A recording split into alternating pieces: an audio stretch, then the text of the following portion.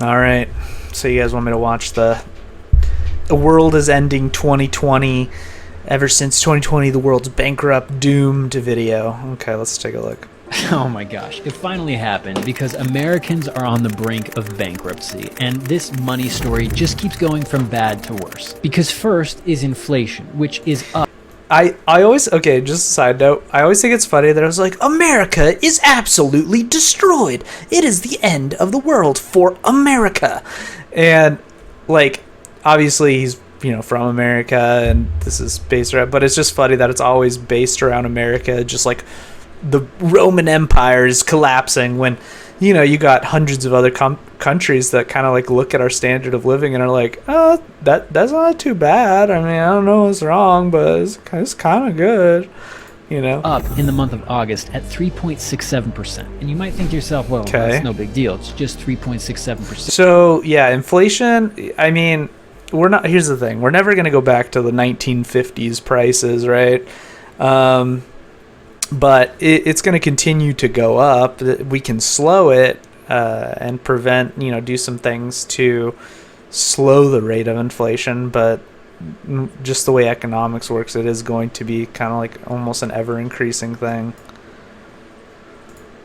But this is your money, and it means for every $1,000 that you make, you're really only able to buy $963 worth of goods because that remaining $300 and change is just inflated away. He used $1,000 because it looks better than saying, for every $100 you spend, 3 of that is just inflated away. It just looks better to say it almost $30 is wiped away. But, I mean, And to make matters worse, the inflation in our economy isn't confined to just avocado toast or the occasional cup of coffee. It's actually taken root in the most important... That is some boomer talk, right? The avocado toast, buying your latte before you come to work, So the argument actually has... I'm not saying I necessarily agree with it, but I do see the merit in its argument. It's a very hyperbolic statement to say people are just losing all their money in avocado toast. It's kind of like a meme, obviously. But the outlets in which we spend our money are so significantly increased compared to the 1950s that I think in some part it does have an effect on our standard of living. There's obviously the case studies of people living on minimum wage being unable to live in the city of like New York or something like that, and rent's like $48,000. There's obviously cases, and so both sides of the argument kind of make sense to me. But in the 1950s, if you think about it, they didn't have to pay, like nobody was paying for Netflix and Hulu. No Netflix and chill back in the day. It was drive in and chill or whatever. We had no cell phone bill. If they did have a telephone, they were considered like, pretty well off family. I know my parents didn't really have a phone in their house when I asked them about it and stuff. So that's like one bill they didn't have. The car note for the was like usually a 1 car, and for the family sometimes no car at all depending on where you live. Car insurance was car insurance and health insurance were vastly different concepts than what we know today. There was so many different ancillary costs back then that privatized business has kind of blown out of proportion today. But it's fair to say we do invest, and we do put our money into more silly things than what was done in the past. And that's the reason I don't like that argument, is because like they would have done the same, because like your standard of living increases. So it's like, do you deserve Netflix? No, you don't deserve Netflix. But this is like the equivalent to buying like a Coca-Cola from your gas station back in the day, some enjoyment, some kind of entertainment outlet.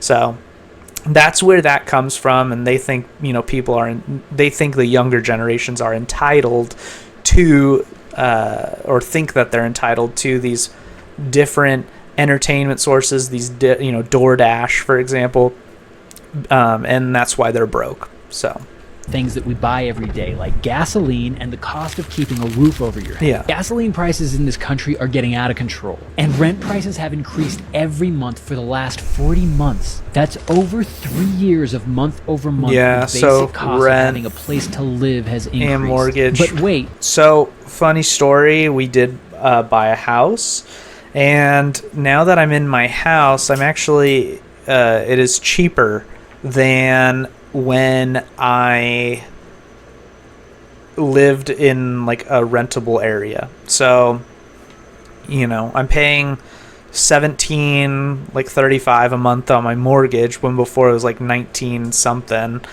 to rent. So I'm actually paying less for something that I own. My down payment was only like 3%. So just a little transparency for you guys there. And the house was like $350,000. So, I mean, 3% of that's still a pretty big sum, but it wasn't the 20%. And yeah, there's going to be financial people like, yeah, you did it wrong. You did it wrong. Yeah, I get it. Okay, I know. But, like, I'm not going to be able to save 20%. And I would like a better, more money at the end of the month rather than, have that 20%. And it would have lowered my monthly payment even more, but it was already a lower cost than renting. I mean, so if people that are interested in buying, maybe take a look at it. Everybody's situation is different, credit's different, but for us, it was actually really beneficial to buy a house, believe it or not. It gets worse because the Federal Reserve, who is in charge of making sure that the economy doesn't go spiraling down the toilet drain, which, newsflash, they're not very good at their job. They're in charge of combating inflation, and they're trying to. And right now, the only option to make that happen is by raising interest rates. He said they're bad at their job. Which means if you still don't have a house, but you're close, if you buy one now, the cost of your mortgage is going to be higher than it's ever been compared to what the cost of your home is, at least if we look at the last 10 years. But thanks to inflation, in many states, the cost of the home itself... That's probably true, but that's still better than what I think it's like a moving pole, right? There's never going to be a better time to buy than right now, and then the next better time is tomorrow. So my point is the longer you wait, the worse it gets. So it's like I bought, and my house is obviously blown up in value recently because, scarcity, whatever. But it's like the longer you wait, the worse it gets. And then the more power renters will be able to have over you to charge you more mortgage. Like, it was already happening to us. I was like, you know what? Screw it. Like, we just need to do it. Like, at least then I'm putting some kind of money into equity versus, just throwing it and burning it away. Is close to or at all-time highs. But wait, it gets even worse because the Federal Reserve recently released studies showing that household savings in the United States has been going down every month for the last 2 years. Because back in 2021, Americans had roughly $2.1 trillion in savings collectively. And as of July of 2023, that number has dropped to $198 billion. And Americans collectively have been drawing down on their savings at a rate of around $100 billion a month, meaning by the end of September 2023, that's this month, U.S. households will run out of savings collectively. But wait. Yeah, I mean, I think that what he saw, that's when you start going in the negatives is like debt, and that's when you get like bubbles, right? That's how the bubble starts, is debt builds, people's savings. Like, our savings is completely shit. Like, it's fucked. We have nothing in savings, let's be honest.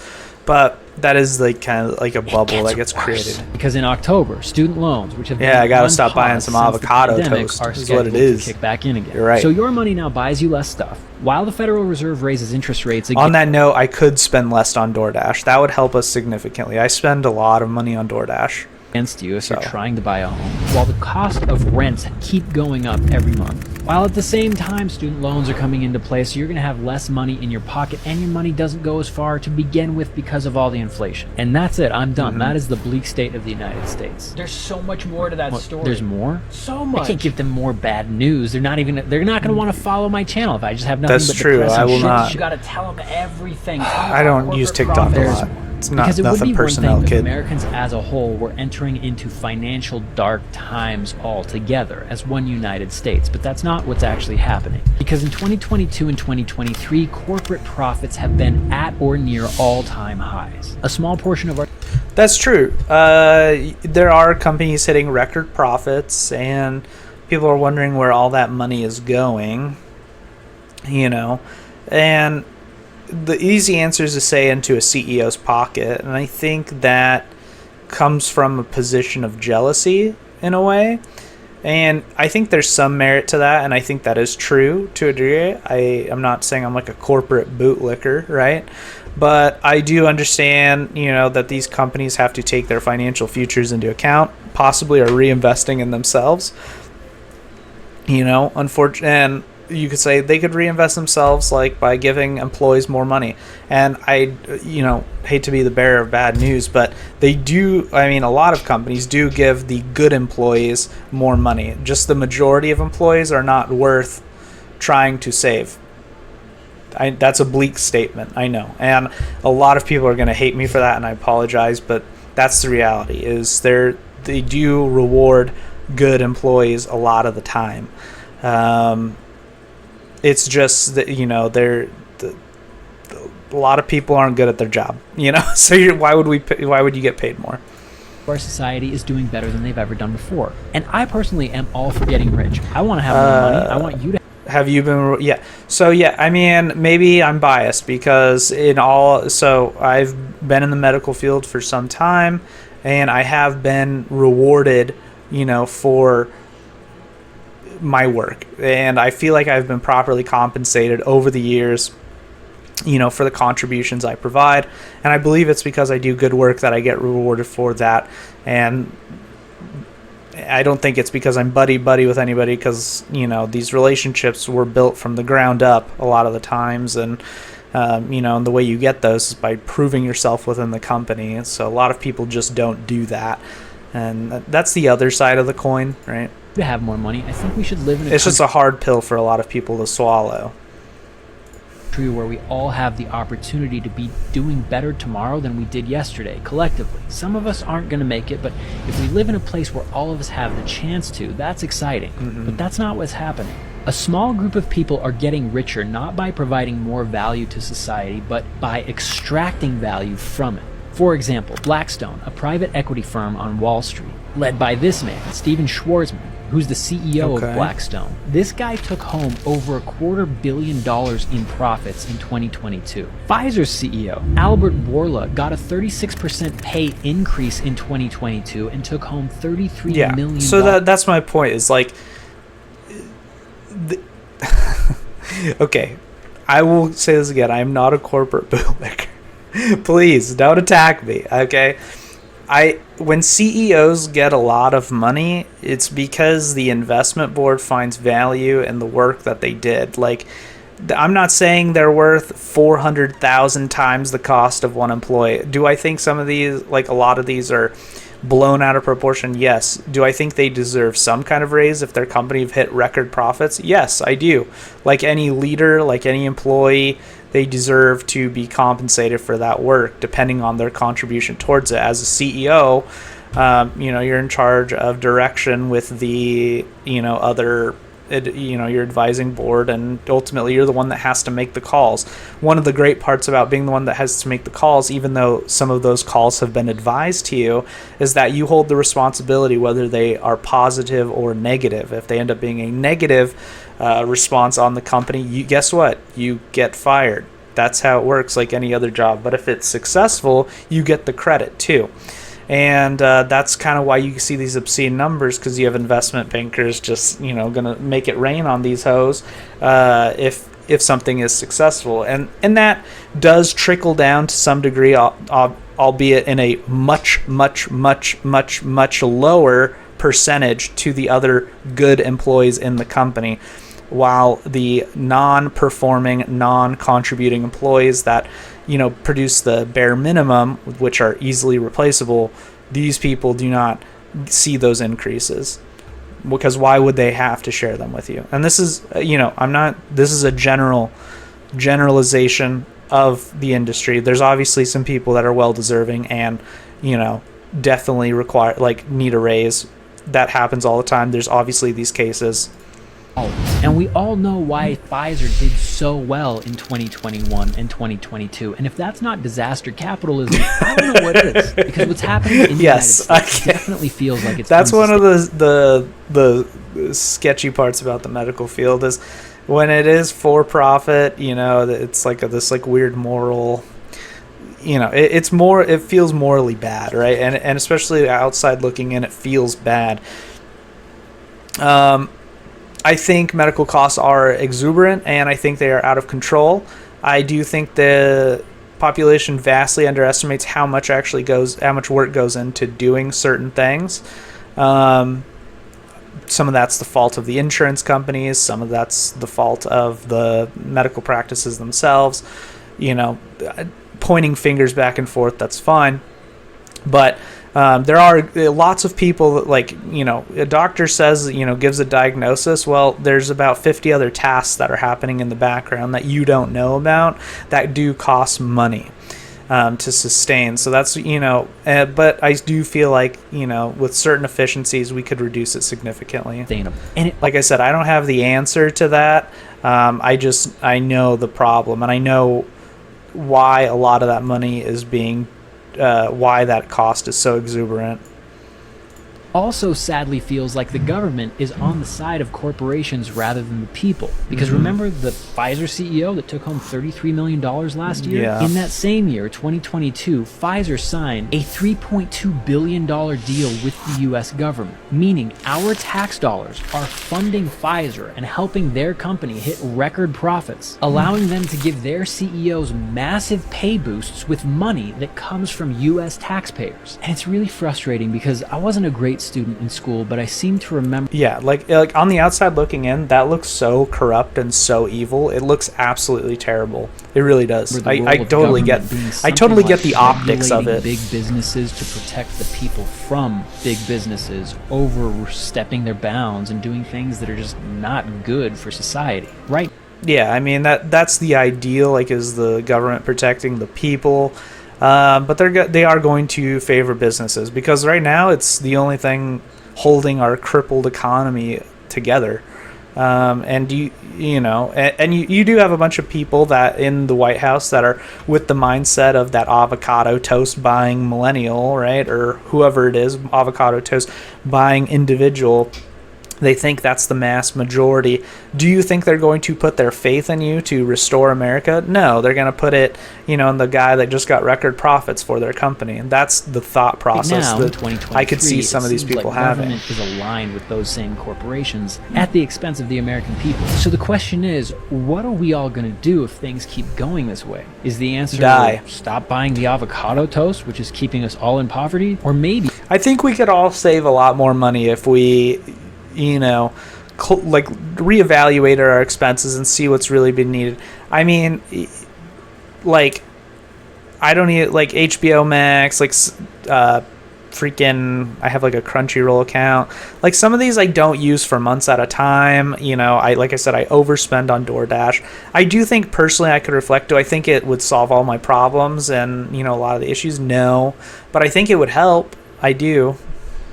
we all just start collecting rainwater so we can grow our gardens off-grid to sustain ourselves. Actually, that's illegal in 11 states. Okay. Yeah, I don't want to. Yeah, that's too hippie for me. There's only like 15 seconds left, anyways, to grow your rainwater. So that's my summation of this video. I mean, he makes this is a, you know, basically like the world is on fire video, which you know, to some degree, I think it always is gonna be, and but I don't think it's as terrible as people want to make it seem. And like I said, I don't have the answers. I mean, like, and here's the thing, you don't either. Neither the people watching this and me, we don't have the answers. I know there's issues. I do. I think some of them are exaggerated for sure, but I don't know. We're just gonna have to work together to figure them out, and, you know, hopefully make it as good as we can for the future, guys. Yeah. So I'll link that video for you guys.